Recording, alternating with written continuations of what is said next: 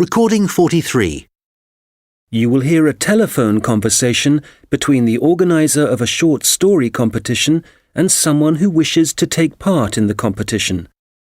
First, you have some time to look at questions 1 to 6.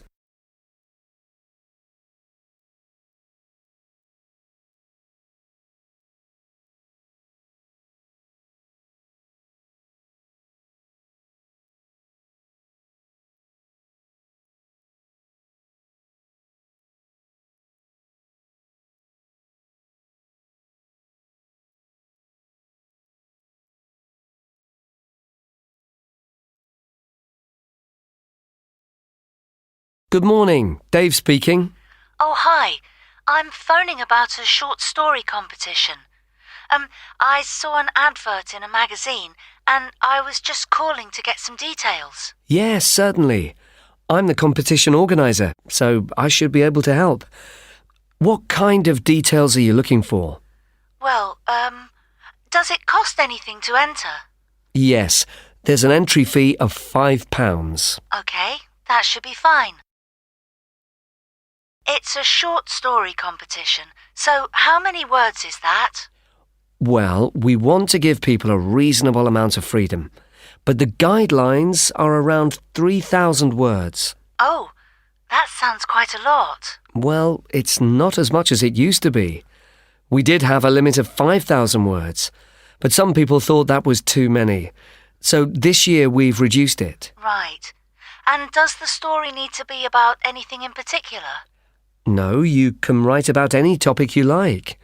But the main point of the competition is that it has to have a surprise ending. Oh, I see. That sounds interesting. I don't think I've ever written a story like that before. Yes, it's something we've introduced for this year's competition. Right. I'm 18. Is there any age limit? Yes, you need to be 16 or over. So if you're 18, that's fine. Great. So you have the competition once a year, is that right? Yes, we start advertising in January, and the competition takes up a lot of the year. We give people a few months to write their story, and then it takes quite a long time to judge all the entries and to announce the winners. I see. So when is the closing date for the competition? It's already April. I hope I'm not too late. No, you've still got plenty of time. You need to submit your entry by the 1st of August. After then, it will be too late. Although you can always enter next year's competition. Okay, good. So how do I enter? Well, we have a website, and the best way to enter is to complete the entry form online. We also have more details of the competition on the site. Shall I give you the web address? Yes, please. Okay, it's www.comp4ss.com, and that's the number 4, not the word 4. Okay, thanks. I've got that. So I can complete the entry form online, but how do I send the story? Do I print it out and send it to you? Well, you may want to print the story out so you can review it, but don't post it to us. When you've finished your story, you will need to email it to us. The email address is on the website I gave you. Okay, that's fine. Before you hear the rest of the conversation, you will have some time to look at the questions 7 to 10.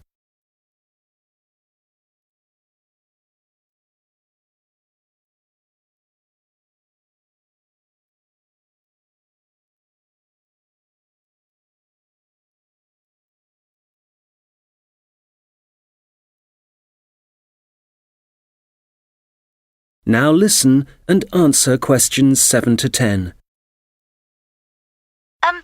Can you tell me a bit about how the competition is judged and what the prizes are? Yes, of course. Well, once we have all the entries, I send them to all the judges. Our competition is quite popular, so we are lucky to be able to use famous authors who are very interested in the competition. That's fantastic. It's great to know that someone famous will be reading my story. Yes, that's right. It takes them quite a while to read through the entries, but eventually they decide on the top 5 stories. I see. And what happens then? Well, they will be published online so everyone can read them. They will not be in any order at this point. They will just be the 5 stories that the judges think are the best. And do all the top 5 stories get prizes? No, it's just the top story and the runner-up. So how is the top story decided? Well, once the top 5 stories are available, it will be the public who will vote for their favourite story. Right, I see. So I need to get all my friends to vote for me then? Yes, that's a good idea. And what is the prize? Well, the runner-up gets a prize of £300, but the winner gets a trip to Spain to attend a workshop for writers. Wow, that's brilliant! I'd better get writing straight away. Yes. Good luck. Thanks. That is the end of section 1. You now have half a minute to check your answers.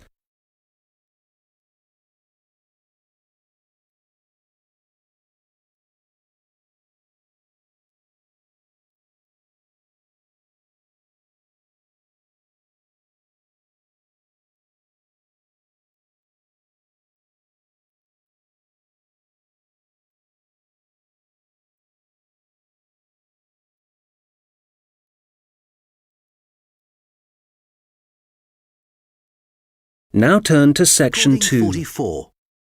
You will hear a guide talking about a sea life centre. First, you have some time to look at questions 11 to 17.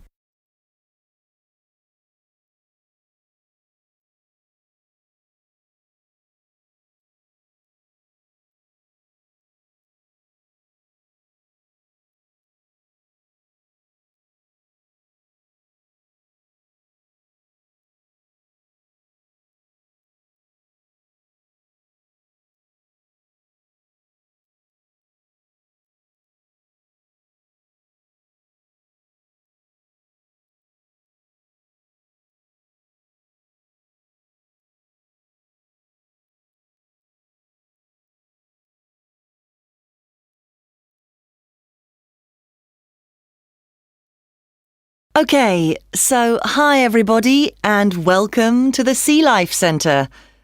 Before you start on your tour, I'd just like to give you some information about things to look out for as you go. Well, first of all, I guess some of you may have been here before and may be surprised to see the name has changed. We're not called World of Water anymore. Since the beginning of this summer, we've been renamed, and we've also made a few other changes. However, the main attractions like the aquarium, the crocodiles, the penguins and so on are still here. But we have a new restaurant and picnic area, and the latest thing that we have, and it was only finished last week, is the splash ride. This is an exciting new area of the centre and is pretty scary, and of course you do get a bit wet, so make sure you're not wearing your best clothes. As I said, the main attractions are still here, and the most popular thing that everyone wants to see is feeding time, especially for the crocodiles and the seals. We used to have the main feeding time in the afternoon at around 3 p.m. But we found that some of the animals got a bit hungry waiting until then, and so we now have it at noon. They seem much happier with the new time, although it's a bit difficult to know what they're thinking. Now, I'd like to mention something new that we've introduced this year that we're very excited about.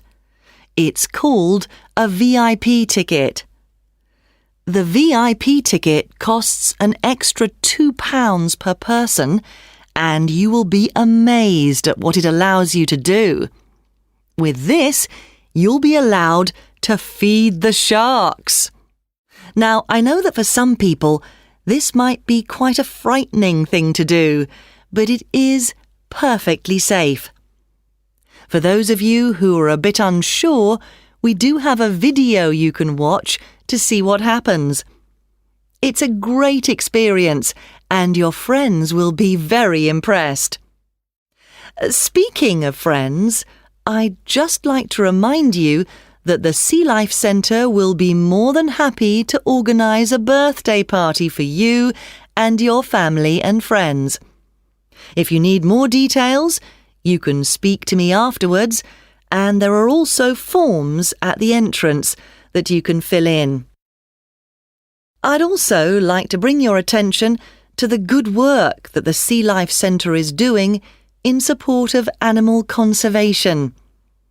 I'm sure you're all aware of the worrying situation with a large number of species facing extinction. Here at the Sea Life Centre, we're taking action by asking as many people as possible to sign a petition. Once we have over 5,000 signatures, we are planning to send it to the government in the hope that more people will begin to take it seriously. Right, well, there's obviously a lot going on at the centre and a lot of things to discover. At all the attractions, there is helpful information, so please read as much as you can, and if you want to see what you've remembered, please do the quiz after your visit. There are no prizes, of course, but I'm sure you'll be surprised by how much you've learnt. Before you hear the rest of the conversation, you will have some time to look at the questions 18 to 20.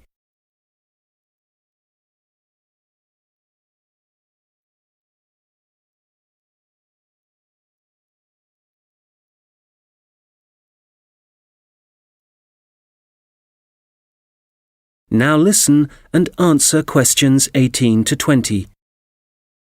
So, before I leave you all to start your tour, I've just got a few tips. There are a large number of attractions, and you may not have time to see them all. Of course, there are the old favourites like the aquarium and the crocodile cave, but if you don't have time to see everything, make sure you visit Turtle Town, which is beyond the aquarium and the seal centre. This is very special and has a large number of endangered species, and as it's at the far corner of the Sea Life Centre, it often gets overlooked. I also have to apologise for the Penguin Park. This has needed some urgent work to be done, and so will not be open for the next week. We're very sorry about this, but I'm sure you'll find the Seal Centre, which is directly opposite it, will keep you entertained just as much, if not more. We're also very busy today, as you may have noticed on your way in. Everyone starts here at the aquarium, but as it's so big, there's no waiting to get in. But today, we're expecting a lot of people to want to see the crocodile cave, as a couple of eggs have hatched out. So expect delays there and, if you like, move on to the Seal Centre first and then go back when things are quieter towards the end of the day. So, I'll leave you now, but if you have any questions, I won't be far away, and have a great time at the Sea Life Centre. That is the end of section 2. You now have half a minute to check your answers.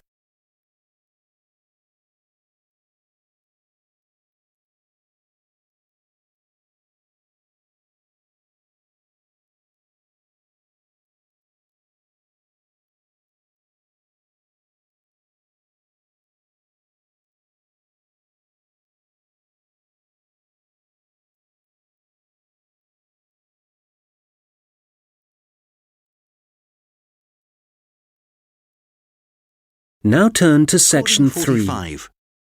You will hear two students talking about their university studies. First, you have some time to look at questions 21 to 26.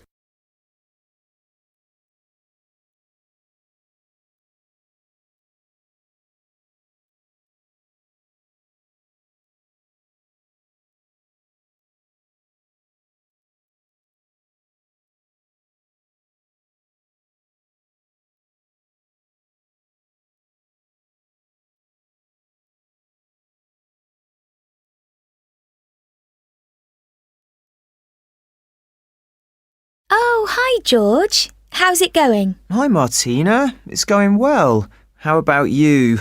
How's university life? Well, it's great. Apart from the studying, of course. Yeah, me too. What are you studying? I seem to remember that you were going to do art. That was your best subject, wasn't it? No, not really. I just liked the teacher. He was French and had an amazing accent. My favourite subject was history, but I couldn't see what career that would give me. Oh, right. So what did you choose? Well, I found it really difficult to decide. I was really good at science, but I must admit, I never really enjoyed studying it. So, in the end, I decided to opt for English, which was my second favourite subject, and I thought it would be more useful to me than studying anything else. So, that's what I'm doing. How are you finding university? Well, it's a bit of a challenge, I suppose. Are you finding it difficult? Well, some of it. I'm doing mechanical engineering, which is really interesting, but it covers quite a lot of areas, like materials science, machine design, physics, and of course mechanics. And they're all fine, but it's maths that I'm struggling with. It's a lot harder than it was at school. I can believe it. It all sounds very difficult to me. But then I never was very good at mechanical things. I suppose it must involve some practical work. Well, not at the moment. Currently, it's nearly all theory, so it's a bit heavy going. I guess you need to start with that so that you can get a grasp of the concepts and learn a few facts before you start putting it into practice. It must be a lot different to the course that I'm taking. Yes, but in a few weeks we'll be having a lot more practical experience. In fact, I've got a great assignment this term working on jet engines, which means I'll be going on a few field trips to a nearby airport. Oh, that's great. It sounds like you're going to be very busy. Yes, I'm not sure how I'm going to cope with the work. We have a lot of lectures, and that's fine. The lecturers are very knowledgeable, and I learn a lot from them. But we also have a lot of seminars, and I find with so many people expressing their views, it can get quite frustrating. It would be better if we didn't have so many of those. Yes, it's the same for me.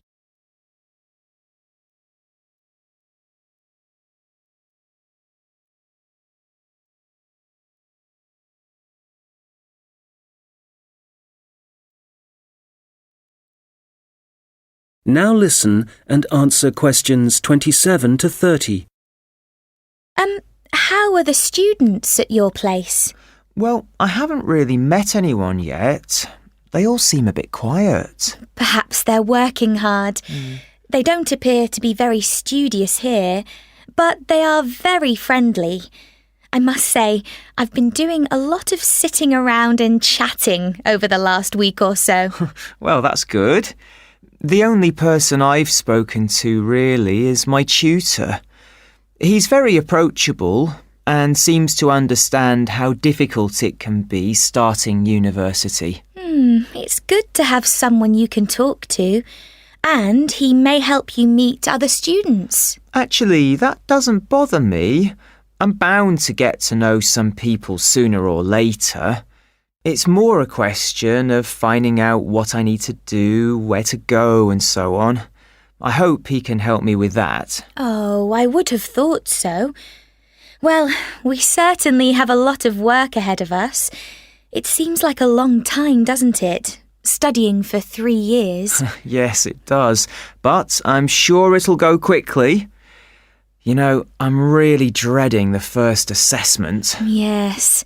For the course I'm doing, we have to hand our first one in at the end of next month. Really? So, have you got the topic yet? No, but we'll get it soon. I'm not sure how much we have to write yet. Not too much, I hope. I know what you mean. And it's hard to study, especially where I am now. Oh, where are you living? I'm living in a hall of residence.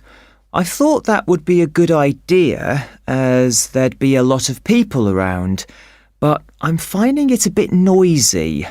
I can see that I'm going to have problems when I really need to get down to some work. So, I guess you need to be somewhere on your own then? Yes. Well, I do like to have some people around me, so I'd prefer to live with a family somewhere, in a house not too far from the university. Well, good luck with that. Yes, thanks. And good luck to you as well. Oh, I have to dash now. I've another lecture in 10 minutes. Bye for now. Bye! That is the end of section 3. You now have half a minute to check your answers.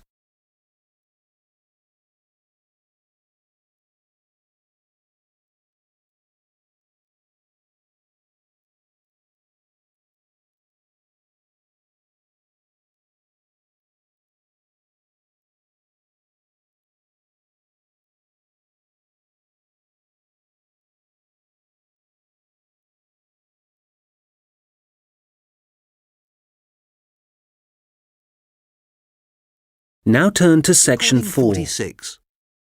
You will hear someone talking about creating a presentation. First, you have some time to look at questions 31 to 40.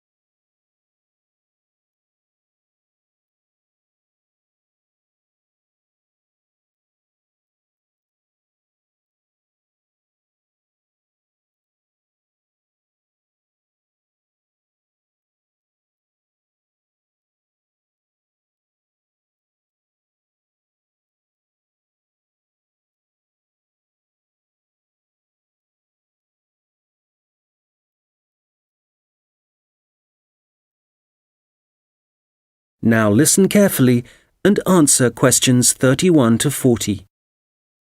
Hello, everyone. You've all been given an assignment for your sociology course, which will involve giving a presentation to the rest of the group. And so today, I'm going to be giving you a few tips on how to prepare your presentations.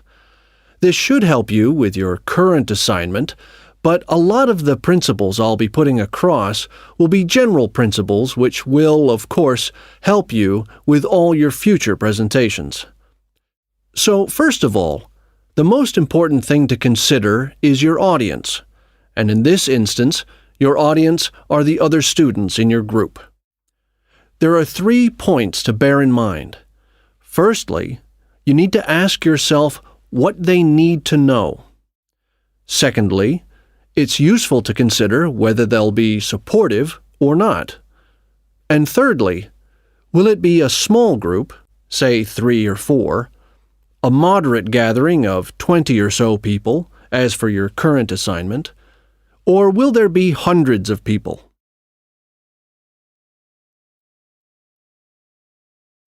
Having said all that, what I'm about to tell you will apply equally to any audience. So, how do you structure your presentation? Right at the beginning, you should tell them something that forces them to pay attention. This could be something surprising or even shocking, but it needs to be relevant. After that, you need a list of items or topics showing them what you'll be covering, rather like an agenda. And then the main part of the presentation will follow. This main part will be the detailed information you'll be presenting, and could include facts, statistics, personal experiences, etc. After this, you should summarize what you've presented and close with what I call next steps. For this assignment, you could simply point the group to other sociology reference material. In other cases, you may want to suggest some actions that people can take. Now, what about the design of the slides for your laptop?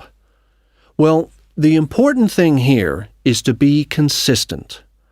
You need to have the same type of font and use the same color and size for the same elements.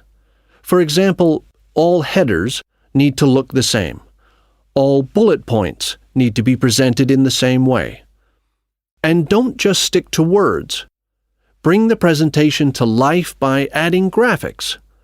These could be in several forms, such as pictures, flowcharts, diagrams, histograms, and so on.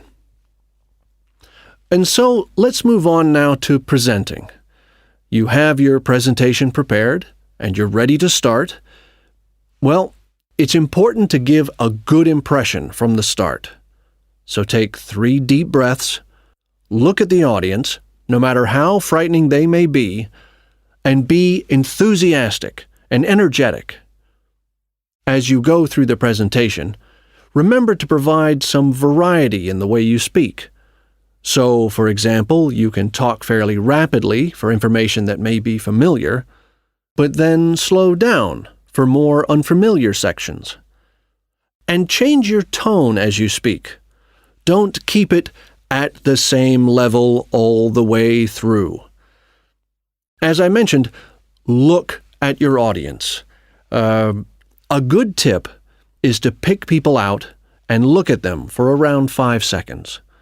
Not looking at the audience gives the impression that you're either not interested in them or terrified of them. Looking too long at one particular person may make them feel rather uncomfortable. There may be points in your presentation that you want your audience to really absorb, and in order to make important points stand out, you may consider adding silence right after these. It will give people time to reflect on what you've just said. Also, you may be presenting complicated ideas or technical details, but try to keep everything as simple as possible. Use simple words and as few as possible. And be clear. If you say something like, "This appears to be," it implies uncertainty. So using weak verbs such as appears, seems, could be, etc., needs to be avoided. I'll just finish off with a few thoughts on questions and interruptions from the audience. You may choose to invite questions from the audience as you go, or ask them to wait until the end. Either way, questions should be encouraged, as it provides you with some feedback on how interested the audience is and how well they're understanding you. When a question is asked, you need to provide an answer that is as accurate as possible. So, initially, my tip is to repeat it. This will ensure you have heard it correctly and will give you a few seconds to gather your thoughts. Interruptions, on the other hand, can be unwelcome, and you may get them for a variety of reasons. It's likely, however, that there's something in your presentation that's unclear or confusing. So my advice is to reduce problems by reading through your presentation beforehand and predicting potential points which could cause interruptions. You may then want to change that part of your presentation, or at least you'll be prepared if someone does interrupt you. Now, do you have any questions?